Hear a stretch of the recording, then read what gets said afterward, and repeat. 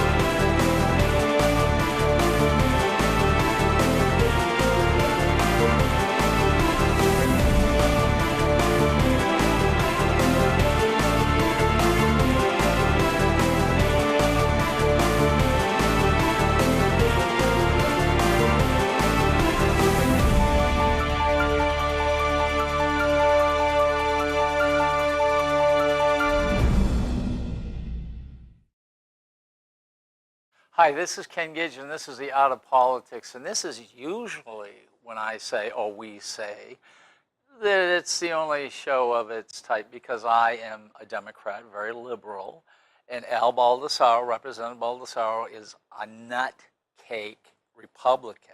Okay, so and why it's the only show is because we haven't killed each other. Well, Al can't be here today because he's got errands to do, and every year, right around this time of year, we miss shows or, you know, one of us are not here, and that's fine. But Monday, he's going to have an operation on his throat. He has a polyp on his throat.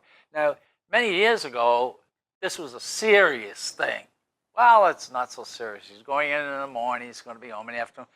But he has to keep his mouth shut. It's not the operation that's going to hurt him. Having to keep his mouth shut. Oh, I wish I was there. Oh, God, but I get mad. So who we have today is, I would say, a friend, Skip Cleaver. How are you?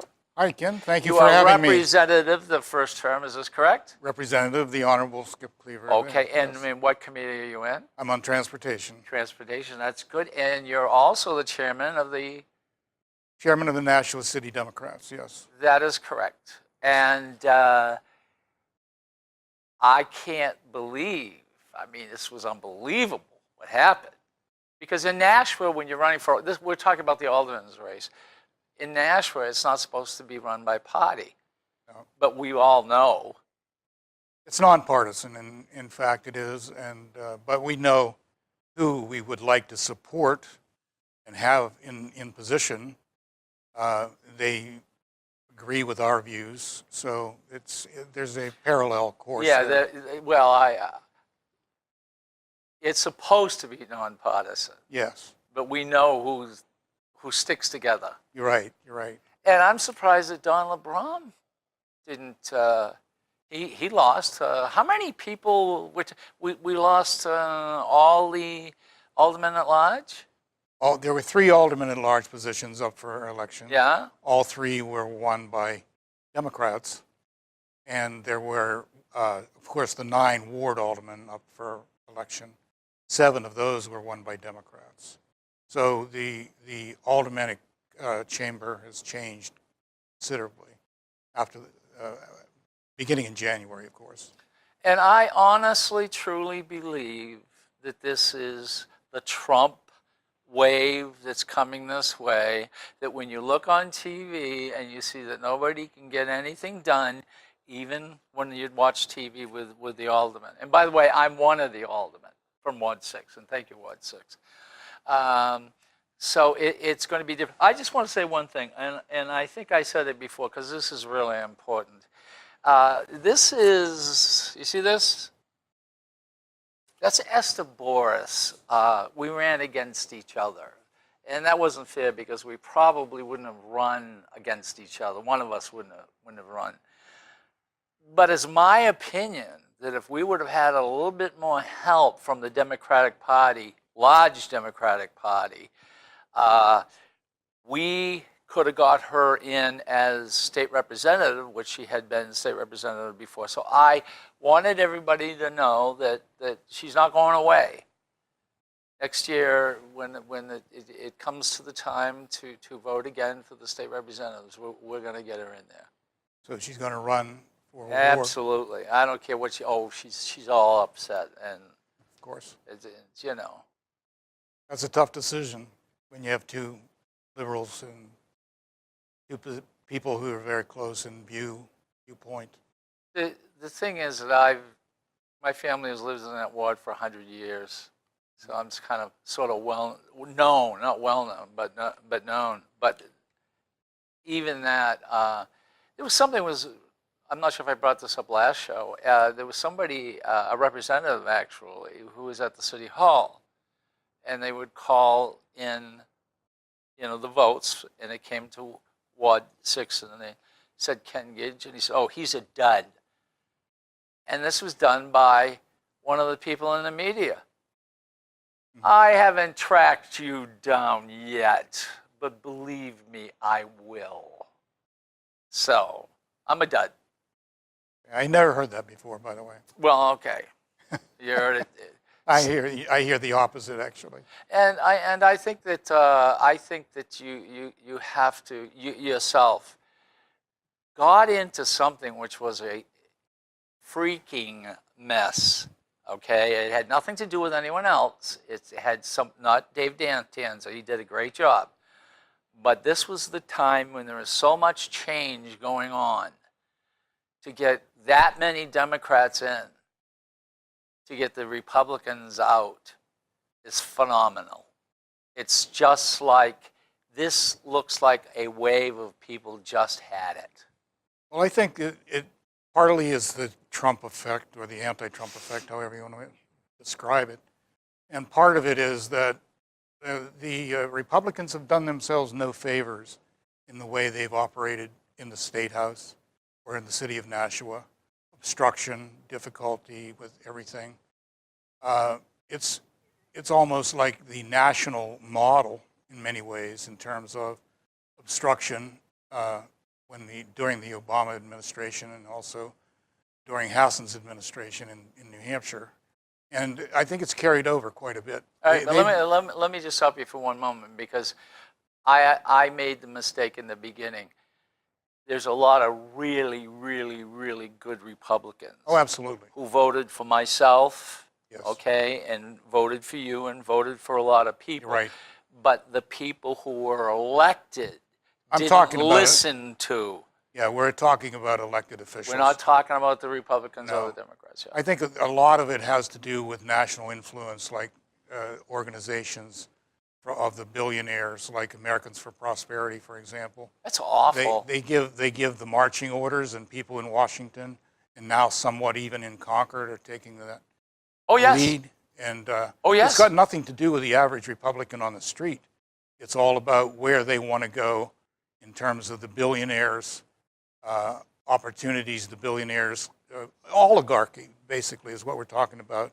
We're becoming an oligarchy in many ways. They buy elections, they buy candidates, they influence candidates through various payoffs and so on. And I think oligarchy is not unreasonable to expect that that's what they're trying to produce. Government of the oligarchs for the oligarchs, not of the people for the people. And I think it's hard for the person who either doesn't have the time or hasn't figured it out, that you got to go forward. Now, I just want to move to Washington for a moment, and we'll come back to New Hampshire. They've done nothing. Nothing accomplished, nothing. Absolutely nothing accomplished. And now they have this tax plan, all right? And Reagan should be on Mount Rushmore. This is what they say.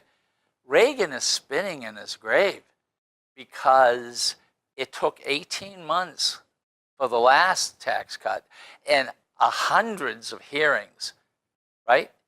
They're doing this in 60 days. With no hearings. With no hearings? No influence, no input from the Democratic Party.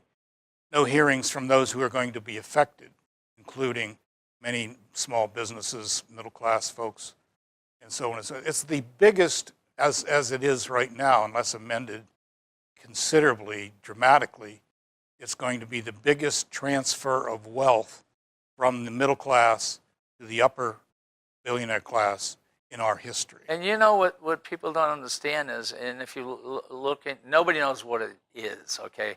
But there's several things. Like they're going to take money away from Medicare, but not right away. It's going to be over time. Over time. And then they're going to take money away from Social Security. And I'm going, wake up. Yeah. And how in the world do people vote for people, or the people vote, without even knowing what the bill is? No, nobody's ever read it, as far as I can tell. It's still, yeah. It's some 10,000 pages or so, and they haven't read it. All they know is that we have to pass something in order to look like we've passed something. It's got nothing to do with the benefits that it would ensue, and quite the opposite. It's going to do an awful lot of damage, not only to people are losing. People who have insurance and need a little help. Millions we're of people. We're getting a little help. Millions of people. That's taken away. They're not going to be able to afford insurance. Right. What is it? 12 million? 13 million. 13 million. Yeah. They're going to lose. That's the estimate. Yeah. Yeah, and in addition, the How so-called does this happen? the so-called fiscal hawks that they used to claim to be Yeah. have decided to increase the national debt by some $1.8 trillion over the next 10 And that years. was their, and that's what they Increase the national increase debt. it. Yes, rather than decrease it, which was what they claimed and what they ran But on. of course, they'll be able to pay for that as soon as they can get the money away from the people who've got Medicare and Social the Security. average people, the average person will pay for it. As a Social Security recipient myself, a Medicare recipient myself, I'll be paying for it along with all my other colleagues and people in my age group and so on. So, yeah, it's going to give billionaires a lot more money, exactly what they need, and take away from people's buying power, eliminating tax deductions for education, for property, for city tax, for state tax. City tax. See, yeah. there we go, Nashua. Yeah. Yeah, and it's going to fund nothing except billionaires' pocketbooks. That's what it's going to fund. Well, they say that a couple people who make $60,000 or less will get $1,200 back or something. Only temporarily. But that's only temporarily. Only temporarily, and they're going to pay. And then they're going to stop they're it. going They're going to put a yeah. Well, not only that, but they're going to take away deductions and increase their total bill by many times in other ways. So it's a giveaway. It's transfer of wealth from those who can't afford it to those who certainly can, and it's nothing more than a billionaire. And why does Trump? Excuse me. And if Al Baldessaro was here, he would stop me. He lies. Last night he's saying this won't hurt me. This is going to hurt me, and my rich friends are mad at me. But I don't care. Nobody in this country or around the world in other countries, including world leaders, can trust a thing the man says. He's proven to lie over and over again, and he doesn't even I don't think he even realizes he's lying, but it's almost as though his truth-telling is more rare than the lies, and he doesn't give the straight scoop on anything. He pledged that he would not hurt Social Security, would not hurt Medicare, and this is what this bill will do. He pledged that the middle class would be better off, just trust him, and he was going to drain the swamp. What he's done is he's gone to the billionaire class and said, help me out here. We're not going to drain the swamp, we're just going to add more alligators. So he is not to be trusted. You need the Secretary of Treasury is how do you pronounce his name? Mnuchin. He made all his money from the stock market, but bundling and selling and then having to foreclose on, and they picketed his house. His house is 3,000 square feet. Big enough for them all. Practically. And of course, Trump made a lot of his money by cheating small contractors out of their money every time he did a building project, but that's another story. I just cannot believe that they would be able to pass this tax cut and allow this to hurt so many people. So many average people around the country are going to be so damaged and then my biggest fear, though, is long-term, because once we add a $1.5 trillion to the national debt, which is already enormous, then they're going to come back and say, well, we have to cut this program, cut that program, cut your other program, and cut this program. Because we don't want to raise the taxes. We can't raise taxes, and we have to pay off the debt. So my long-term fear is that they're using this as a tool to reduce government, to increase the national debt temporarily, so that then government programs, which normally will benefit the average middle-class person or the poorer persons in this country, they will cut those programs and shrink government on the backs of the middle class. Not only is it going to be damaging short-term, it's going to be damaging long-term, and an enormous debt that we're going to burden our future generations with. You know, I've said to Al many times, I said, you know, Al, as much as you are a Republican, you hopped on the bandwagon for the veterans, okay? But you know more about politics than he does. He doesn't get it.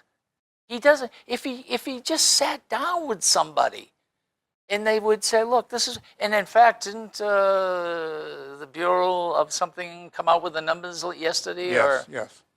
Al sometimes has a little problem with the facts, which seems to run in the family there. I don't know why, but he's a great guy. He's very enjoyable to talk to.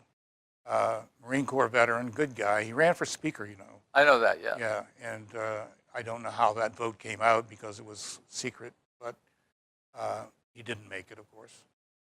But speaking of the transfer of wealth, I would just like to mention that locally here in New Hampshire. Yes. No. Wait, let me. If we had a drum, we'd have a drum roll, because I thought it was a mistake until you said it. Now our budget is $80 billion up here. 10 billion. Excuse me, 10 billion. Now, 10 billion. We gave tax cuts of how much? $100 million in tax cuts. Corporations that operate within New Hampshire. Operate within New Hampshire. Operate within New Hampshire. Now, this means that the majority of that money, if not the vast majority, will be just given away. And they didn't ask for it. That's the odd thing. Nobody in the corporate world was asking for a tax cut. But this past budget system, they did what they do nationally. They gave $100 million in tax cuts to corporations like, for example, Walmart, Home Depot, people that are going to take that money and say, thank you very much. They're going right out of New Hampshire, will not benefit us whatsoever. Meanwhile, the average taxpayer has to make up the difference one way or another. Absolutely. Because $100 million out of our budget is going to be something that would pay for kindergarten, for example, pay for the opioid addiction crisis, pay for many other programs. But no, it's going to be given away, and nobody asked for it, and here it goes, because it's the principle of the thing with them. Give tax cuts. Now, when you say operate, they have to have a store or business, part of a business. Right. Okay. Believe it or not, we did the entire corporate laws over in our committee, Commerce. Mm-hmm. And they walked in, this is the most incredible thing. They walked in, and it was got to be 100 pages, right? They wanted it done in less than a week. And the chairman says, we usually do this with a side-by-side, which is you put the old laws down and you put the new ones, and you see what they changed, okay? Mm-hmm. So, And also study you can look at, you can see what they did. see the comparison, but also what the impact will be. Exactly. But what they did is they put a glossary, and it passed the Senate. So I walked over, and these are people sitting in a room a lot smarter than me. So I went to the smartest person, in my opinion, is the Secretary of State. And by the way, corporation laws are under this umbrella of the Secretary of State. He took me over and he said to the people in corporation, "You tell Kenny anything he wants to know, Representative Gidge," and he left. And I said, and they said, "Oh, we worked on this. It's pretty good." I said, "What's wrong with it?" So they showed me, they showed me something. And I read it and I said, "I can't be right." Went back to the index. It wasn't there. In other words, they were writing a law. They were adding something. And when I went back to them and did this, all hell broke loose. I mean, no one even in my committee believed me. They had to hold it over to the next term. So when they talk about corporations, we have some knowledge of how they work. And I'll tell you, you're right. There are people who will have businesses here, will file corporations here. And what's the timeline? How long do you have to be have a corporation to get that money? Don't know. It's a 1 year thing. I think their intention is to make it annual. Well, a 2 year thing, because the budget is a 2 year document. So over the next 2 years, they will give away $100 million to corporations. What happens after that would depend on the subsequent budget and how that is passed. You know, I could get on the phone right now, and I'm sorry, I thought Al was going to be here. I could have got on the phone. I could find out exactly how many corporations there are, and how many in New Hampshire, and how many corporations are corporations that have, like, call it a franchise here. And then we could have, determine how much is going to actually stay in the state to benefit the state. Exactly. Right, which most of it just by the happenstance of the larger corporations are based for the most part outside of New Hampshire. Most of the companies are going to benefit. But they have to have a corporation in New Hampshire. They have to operate within New Hampshire. Have their corporation in New Hampshire? No. Are you sure? I'm sure, yes. I'm not an expert in corporate law, but it's giveaway to companies that are not necessarily based in New Hampshire. That's something, I take it you're right. That's something I should know. It's my understanding that it's across the board, Ken. It's not for corporations that are established in New Hampshire. It's for any corporation that operates within the state. So a Walmart, for example.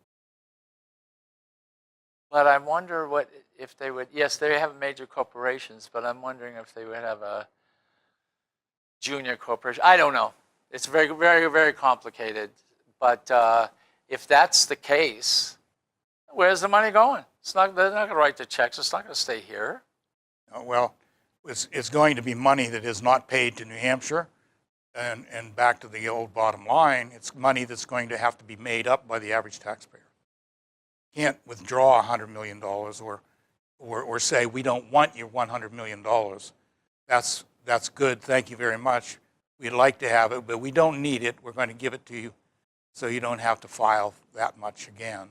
We'll just have the average person pay for it. And if you take the cuts, federal cuts coming in Medicare, et cetera, all right, Social Security, people are going to have to depend on the state if they like it or not, and the state doesn't have that $100 million over 2 years, $50 million a year. Right. Guess what's going to happen? Right.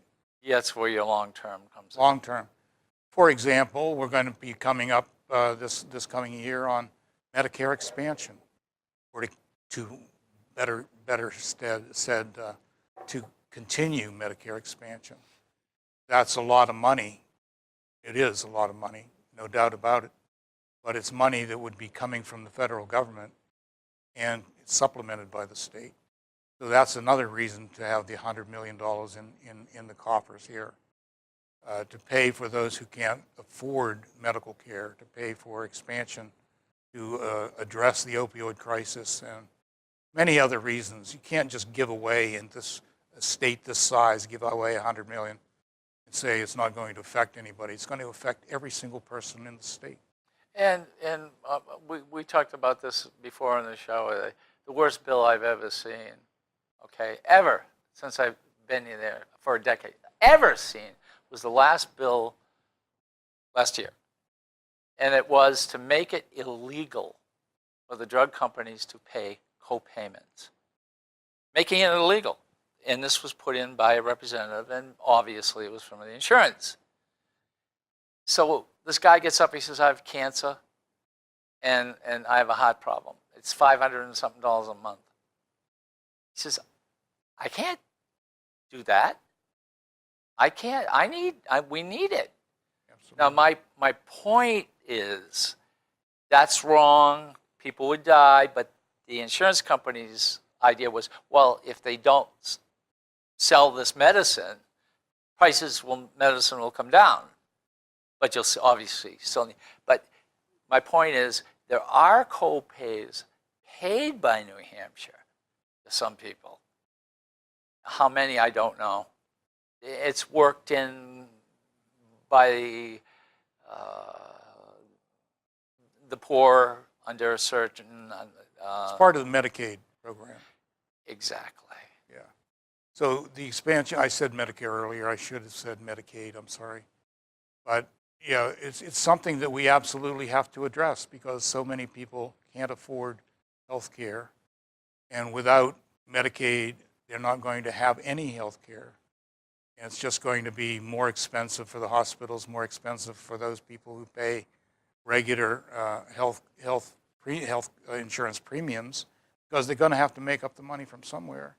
And if the Medicaid is not there for people, they're going to use the emergency rooms and all the other of course they're very expensive. Of course they are. Very expensive treatments. So the idea is to treat early, do preventative medicine under Medicaid. Yes. And obviously keep everybody healthy rather than trying to address it after they're sick when it's exactly much more expensive. So these are the kind of things that. And why don't we throw in a war? Because my prediction was within 1 year you'd have us in a war.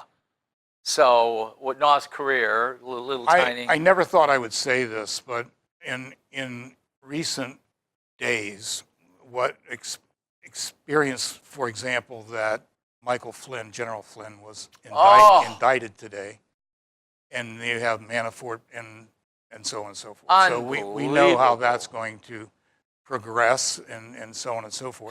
Because he pleaded guilty to lying to the FBI. Pleaded guilty, yes. So that means he's working with them now. Well, he's looking at 5 years minimum. So he wants out of it. In jail, and they have a lot of other indictments over him to hold over him to come. They've only used one as a tool, I'm sure, as a lever with him. But anyway, this is going to lead to other people, no question about it. Lock her up. Oh, he used to say that. I'd go to jail if I would. Yeah, and he may. But the point is that I think our greatest danger, whether it's North Korea or elsewhere, our greatest danger is that our dear Mr. Trump will get into such a desperate situation where he feels so threatened that he wants to take the pressure off by some international incident. That's my greatest fear because the man is not stable. He's not able to tell truth from fiction. Yeah, and now he's trying to say this thing on the bus, what he said about women. And it's all fake news. Now he's fake saying news. It didn't happen. And fake now news. The guy in Alabama who's running for the Senate, all of with the 14-year-old girls, etc. It never happened. Oh, it's fake news. And I'm going, how many times can they get away with this? The real fake news is an idea that he came up with somewhere along the line to discredit news organizations, so that whatever the Russians have on him, and it's something, maybe a lot, whenever that comes out, he can look to it and say that's fake news. They created that, so on and so forth. So it won't have the impact that Putin would like to have. So they hold information over Trump without question. It's just a matter of how they pressure him, how they use them in the meantime. But as I say again, my greatest fear with Trump is that he tries to take the pressure off, tries to take the attention away from this investigation where they get threatened and they get close to him. He walked into an economy that was growing, Booming. moving up. He came in with maybe close to 200,000 more jobs. When Obama came in, it was 250,000 lost jobs that month when he came in. So he steps into this. So no question, let's give him credit, 3,000 points, broke all sorts of records. That's absolutely wonderful. I think that's absolutely terrific. Lost 250 today on the Dow. I don't know where it is right now. Maybe they've got it back. Well, but you watch, as soon as these, and then he turns around and uses a film, a racist film, and puts it on his Twitter and goes against Muslims. And the Britain is going. He's ruining relationships all around the world, including our greatest ally, Canada, and including our second greatest ally, the UK. The question is, why does he do that? Is it to address and hold on to his 32% base? We don't know why. We don't know why the man operates the way he does. Well, we know. Well, first of all, people have said this before. So if Al was here, I'd have my computer out. I'd say, well, here's propaganda, and this is what you do. You never admit you're wrong, and all sorts of things like that. This is propaganda. This is what he's doing. It is. And what is he going to do? And there will be a crash. Something's going to take place. Well, the fact is that he has had no effect. Name one program that he's instituted or implemented that has an effect on the economy, directly on the economy. So the fact is that it's moving along quite well. The economy is not doing quite as well as the stock market. Those are two entirely separate things. Yes. But he cannot possibly take credit for the stock market. Oh, no, believe me, if Al was here, it was... Well, the fact is that it's an unproven link. And the only thing he's done is eliminate regulations. Everybody says that's a good thing for business, bad thing for the environment, bad thing for the people that have to operate those businesses, bad thing for employees who work within those businesses and so on. But the businesses themselves, the corporations, the higher levels, they certainly are benefiting from the elimination of these programs. And I think really it's hard to talk to a Republican, a hard Republican, like Al and other people, and say, look, Al, he's already the worst president that's ever taken place. I don't know a president who's in history, and I read a little history, that has negative impact on almost every country around the world, except the countries who don't want the press. And this is a good example. Let's get rid of the press, because the United States is trying to do that, and all sorts of things like that. He doesn't get it that whatever he says, people take it and amplify it. How much, or how many times would you have mentioned, say, a year ago before he came into office, would have mentioned the idea of fascism? That concept intrigues him because of power. He's attracted to strong men for some reason, like Erdogan, like the president of the Philippines, like Putin, like anybody who's a near dictator.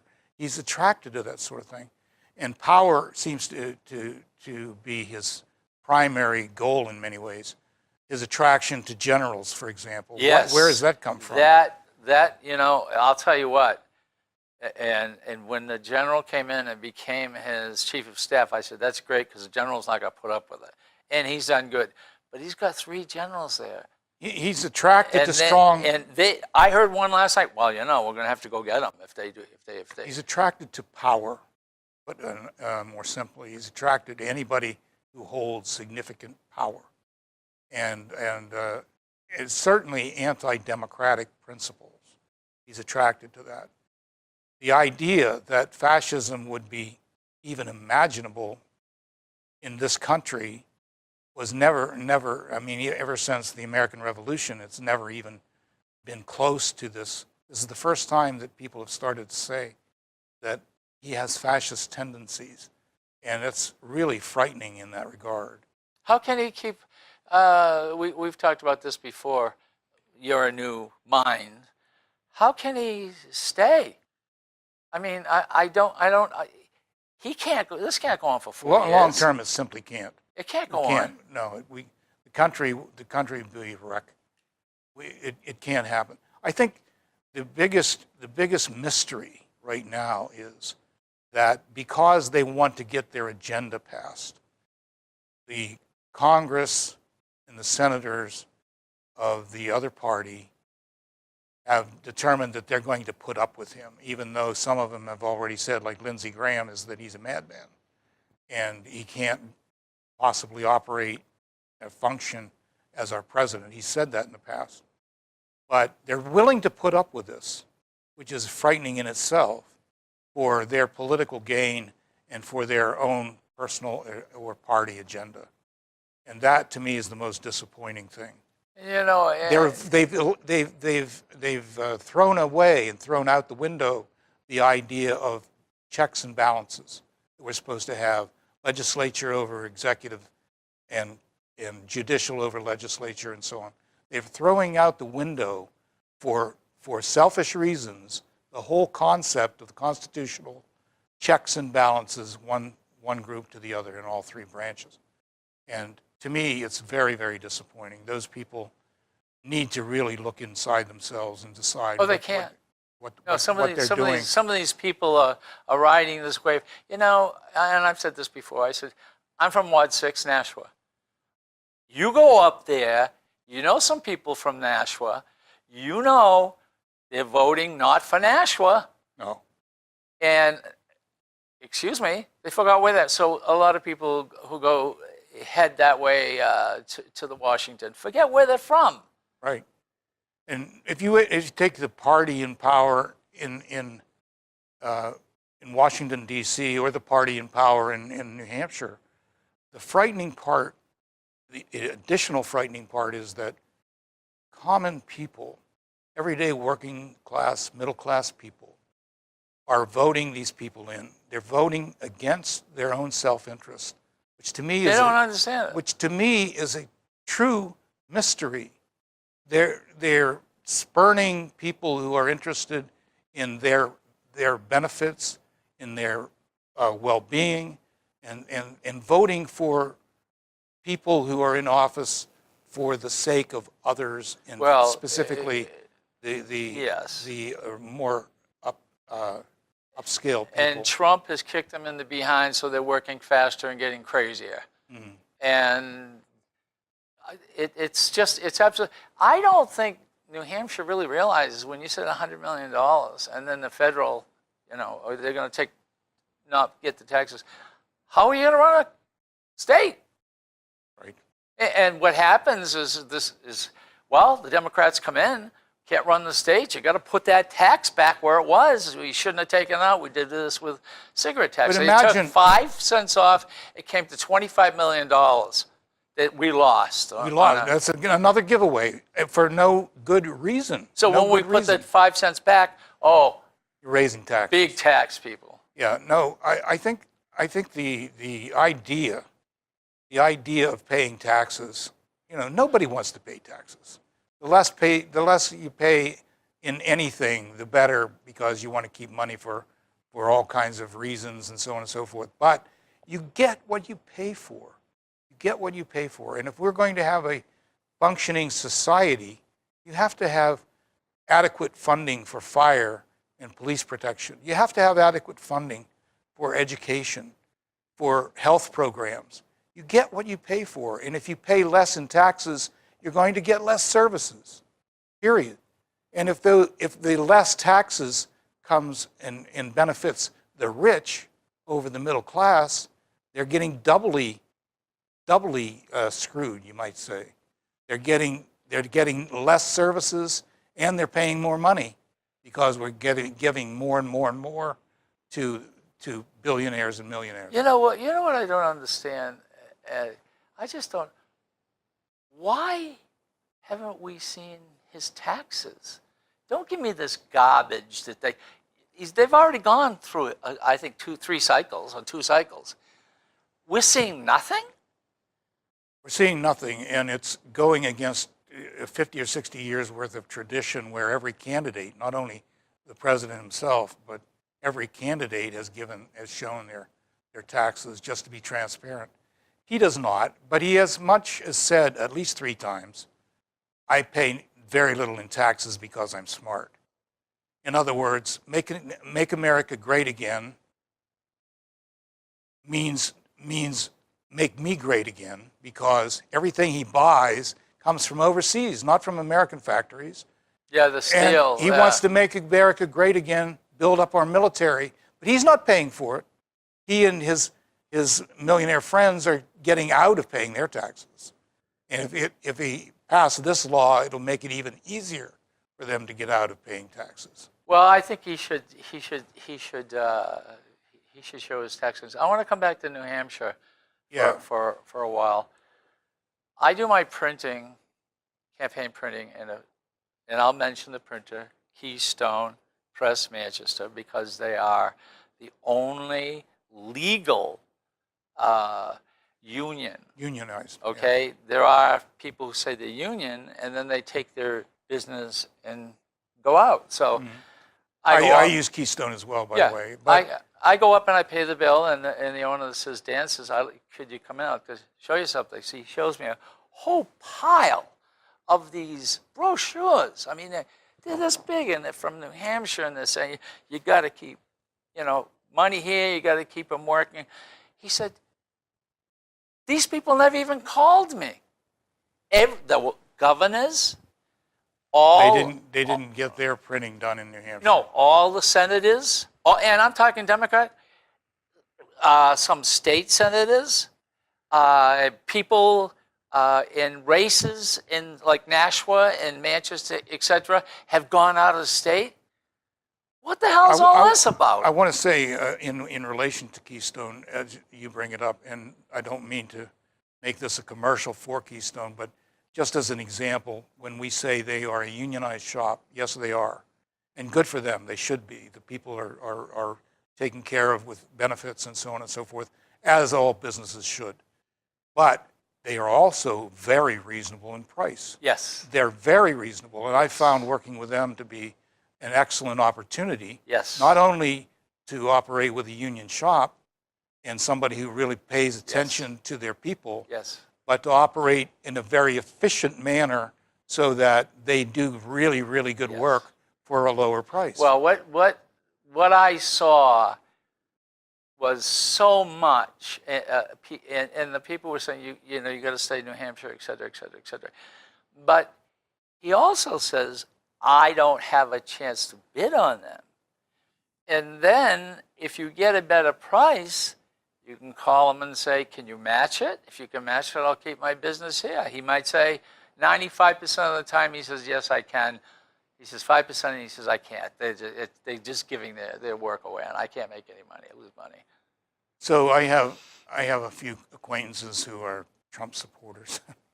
And it's very, very difficult to have conversations. But one thing I did notice is that the Make America Great Again hats, the logo, Make America Great Again, they take them off. They're made in China. Yeah, I know.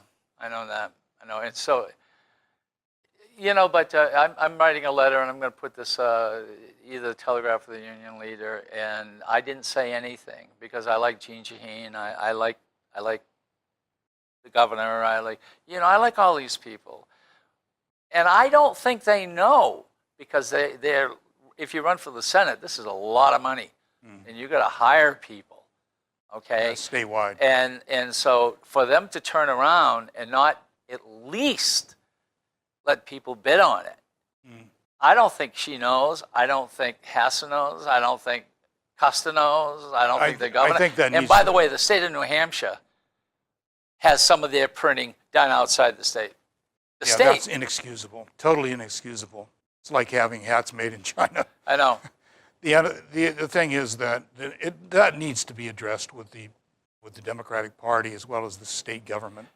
Absolutely correct, because I saw in that pile some Democrats who were brochures. And he says, I collect them all. He says, I try to find out what they pay for them. He says, what I find out is I can do that at the same price or cheaper. And it's done here in the city, and it's done here in the state. And Yeah. by the way, it is Keystone, it is in Manchester. If you own a printing company, or you know a person who owns a printing company, and you feel that this is something that you would like to get in on, you can call the station here or call myself. I'll give you the telephone number. We will mention your company, because we're not mentioning this company as the representative said, as a publicity. We're just trying to say, An example. as an example. Yeah, and this could apply to other businesses as well, other businesses that operate within the state or should be contracted by the state and so on and so forth. A lot of times we don't use New Hampshire companies. We don't support New Hampshire businesses, and I think it's inexcusable. Well, the interesting thing about the campaign literature, and when I read it, keep jobs in New Hampshire, etc. When I read that and I saw that it was printed someplace else, you're right. We've got to go to the Democratic Party and say, don't you dare.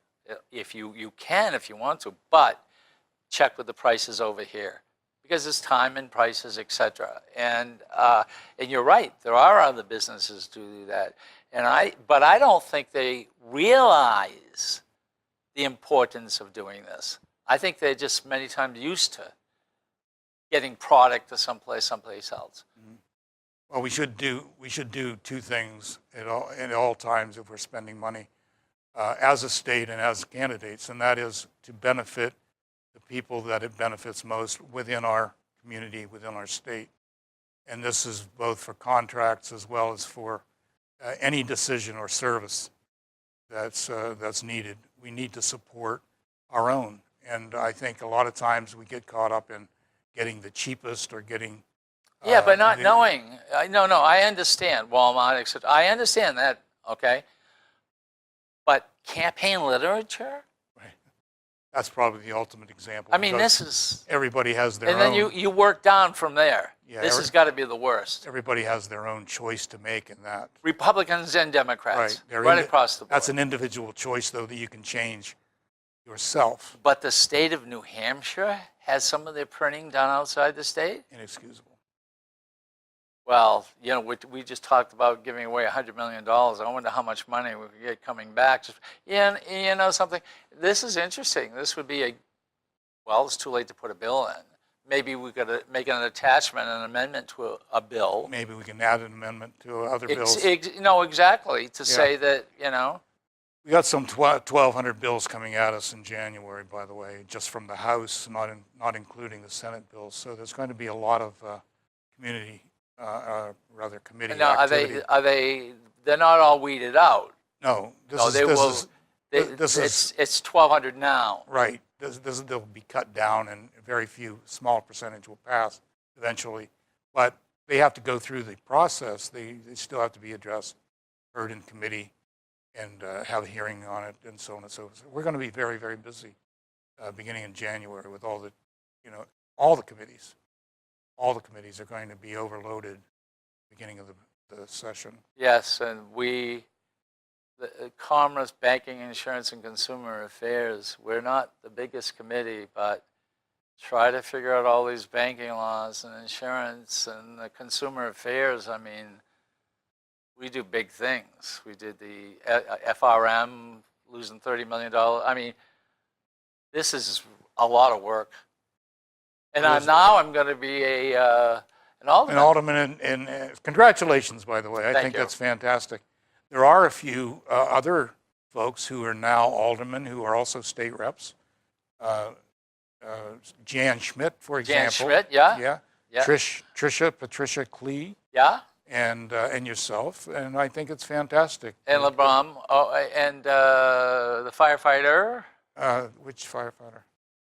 O'Brien. Oh, Mike O'Brien. Yeah, Yes, I mean, so forgot there's that. what, 4? No, Mike was already in both, so I kind of skipped over him. But yes, so there's 4 or 5 Yes. that are serving both on the aldermanic council And I will in the tell State you, House. this is a great opportunity for the city itself, from the mayor to people who watch the show or whatever, to say, hey, now do something.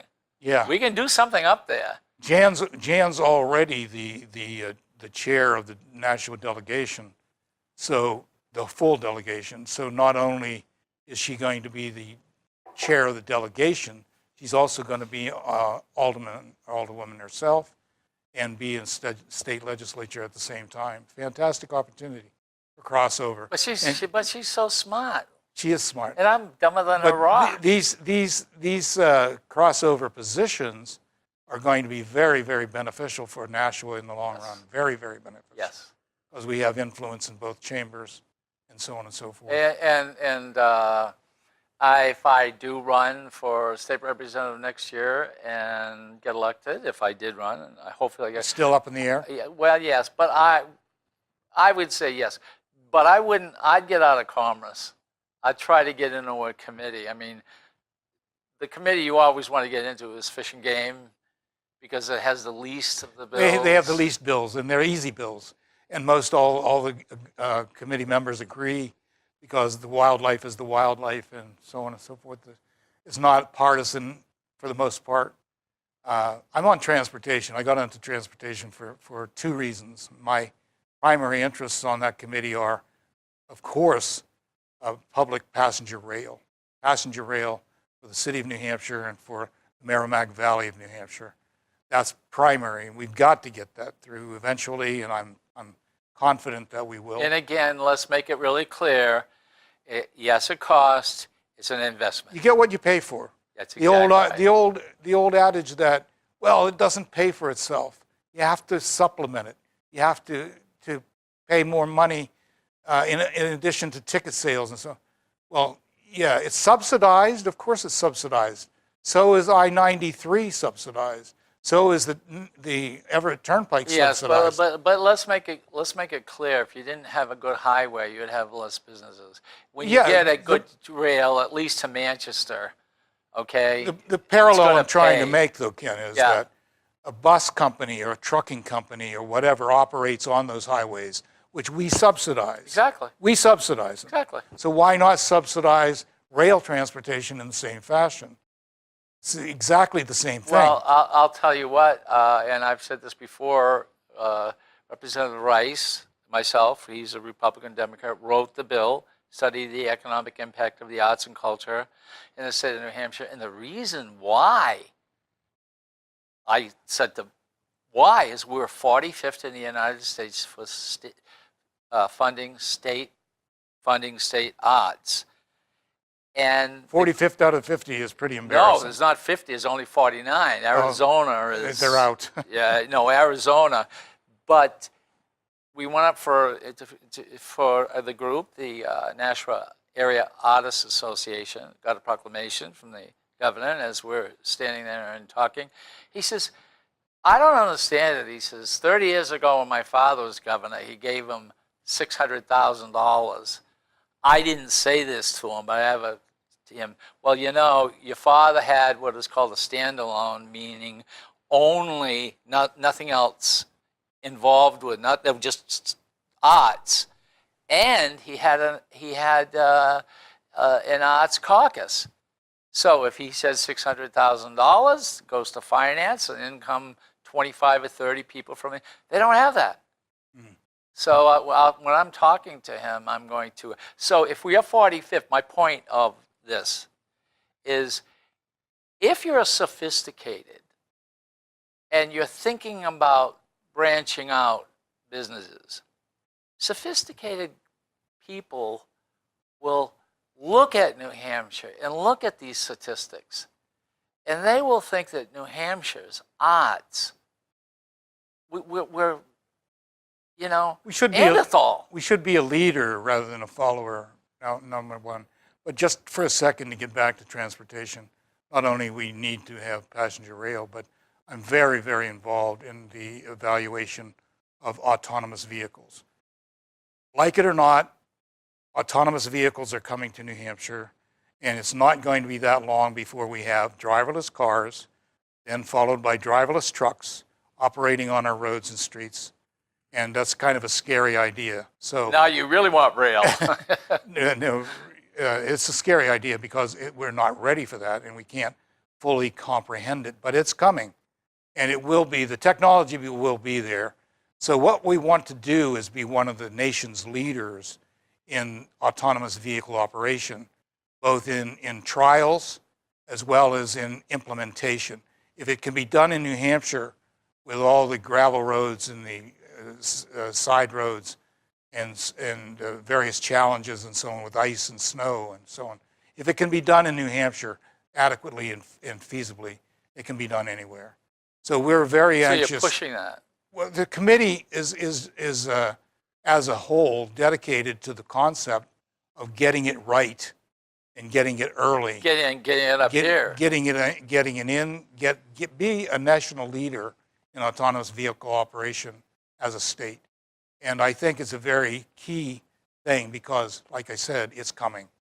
And there's no question about it. It will be a big part of our transportation system in the very near future. It's so Hard to fascinating. comprehend. Yeah, it is. We have a little over a minute. You are the chairman of the Democratic Party. You are representative, first term, transportation. How can people call you or talk to you? Well, anybody can call me at 603-305-9871. That's my phone number. Or you can get me by email, skipcleaver, one word, skipcleaver @comcast.net. And I love to hear from people. I love to exchange ideas.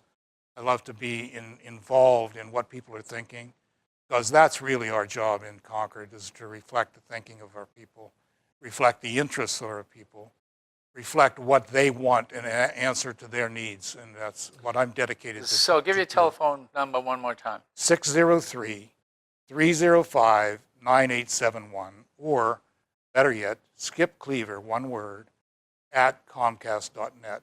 And I appreciate that opportunity to get And that of out course, there. my name is Ken Gidge, and I have a website called Gidge World. Please go to Gidge World. I'm an artist.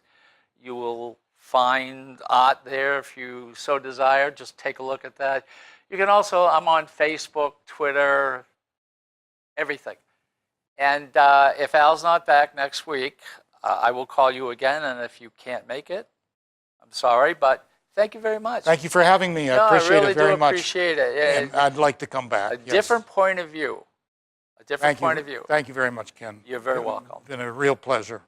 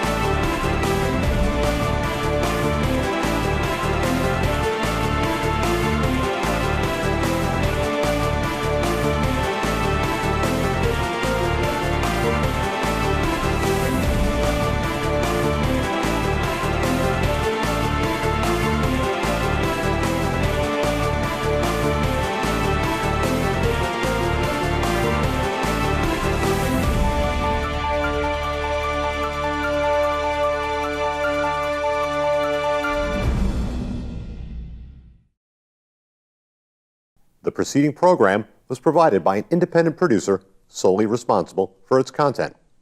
The opinions expressed do not necessarily represent the views of this station, its staff, board of directors, or underwriters.